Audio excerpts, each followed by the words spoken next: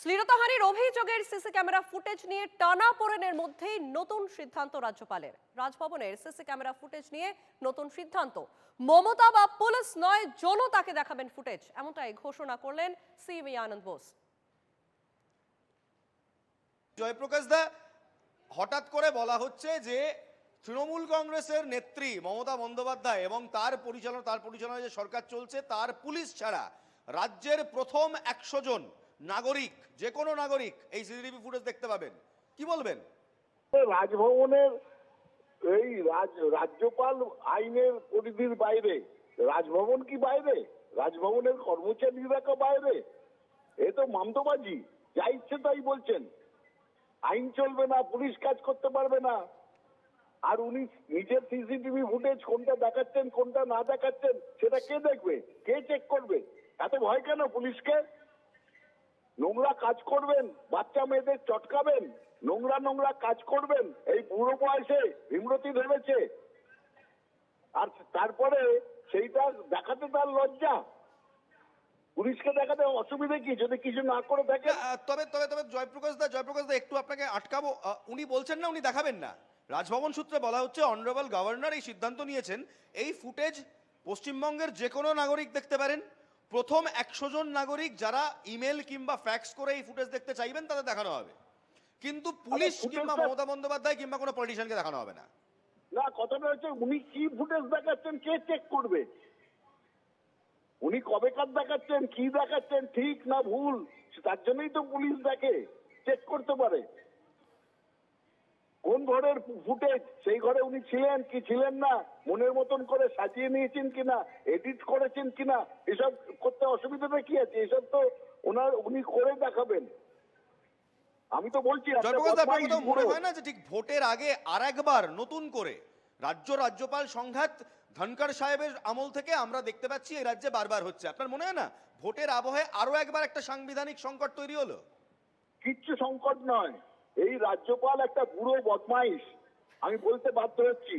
অসুস্থ মনের লোক, বাচ্চা মেয়েদের চটকাচ্ছেন, শ্লীলতাহানি করছেন, তারপরে এই কথাগুলো বলছেন। এখনই দূর করে দেওয়া উচিত।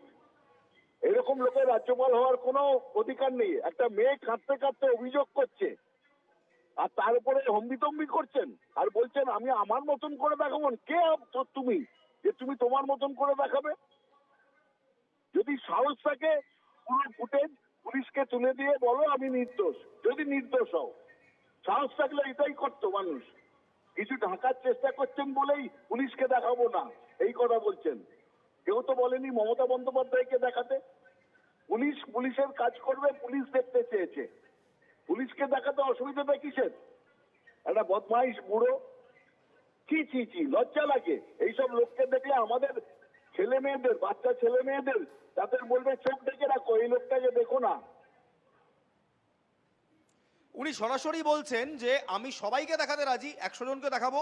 Mamata Bandyopadhyay quote and quote বলছি Jayprakash da, except politician Mamata Banerjee and her police, quote and quote, রাজভবনের প্রেস ব্রিফ। মানে মমতা বন্দ্যোপাধ্যায় এবং পুলিশকে দেবো না। কি বলবেন? আরে হার পুলিশ মানে কি? পুলিশই তারা দেশে, পুলিশ সেই রাজ্যের শৃঙ্খলা রক্ষা করে, আইন শৃঙ্খলা দেখে। পুলিশের উপর এত রাগ কেন, এত ভয় কেন পুলিশকে?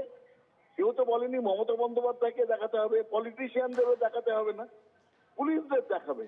পুলিশ চেয়েছে দেখতে, পুলিশের কাছে অভিযোগ হয়েছে, ভারতের আইন বিধি মেনে অভিযোগ হয়েছে। প্রত্যেকটা নাগরিকের সেই অধিকার আছে। একটা বাচ্চা মেয়ে তার শ্লীলতাহানি হলে তার পুলিশের কাছে যাওয়ার অধিকার নেই? আর পুলিশ সেই কথা শুনে তার জন্যে তারা তদন্ত করবে না? অধিকারী বুড়ো বদমাইশটা আছে বলে তদন্ত বন্ধ থাকবে? নিজেকে কি মনে করছেন কি আইনের ঊর্ধ্বে? যা ইচ্ছে তাই করবো, আর তারপরে ওই মেয়েটা যখন কমপ্লেন করবে তার কমপ্লেনের কোনো দিশা থাকবে না।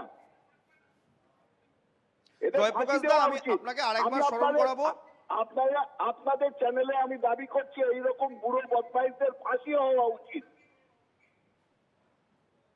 বেশ জয়প্রকাশ দা, আমি আপনাকে আরেকটা প্রশ্ন। উনি লিখছেন এই প্রেস ব্রিফে লেখা হয়েছে সব পলিটিশিয়ান নয়, এক্সেপ্ট পলিটিশিয়ান মমতা ব্যানার্জি, অর্থাৎ একজন আরে, পলিটিশিয়ান ওনার মমতা রাগ বন্দ্যোপাধ্যায় ধরা- তাহলে হাতে ওনার খড়ি রাগ- উৎসব থেকে শুরু করে একের পর এক কর্মসূচি নিলেন, এত মিষ্টি একটা কর্মসূচি হলো, হাতে খড়ি, বাংলা শেখা, মিষ্টি মুখ, সেখান থেকে তো প্রায় মুখ দেখা দেখি বন্ধ এখন।